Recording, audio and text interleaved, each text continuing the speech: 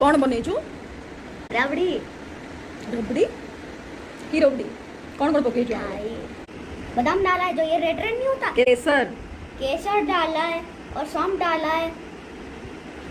और ये क्या कहते थे मम्मा, जो वाइट वाइट नहीं होता है, काऊ से मिलता है? अमूल हाँ अमूल, अमूल, चीनी और बस इतना सा। और कुछ नहीं डाला?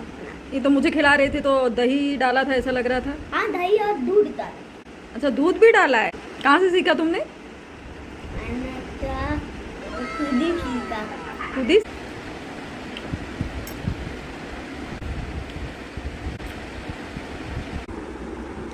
କିଛି ଏକ୍ସପେରିମେଣ୍ଟ ଚାଲିଥାଉଛି ତାଙ୍କ ମୋ କିଚେନରେ।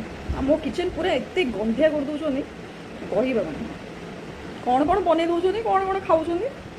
अम्मा के चैनल में लाइक और सब्सक्राइब कर दीजिए।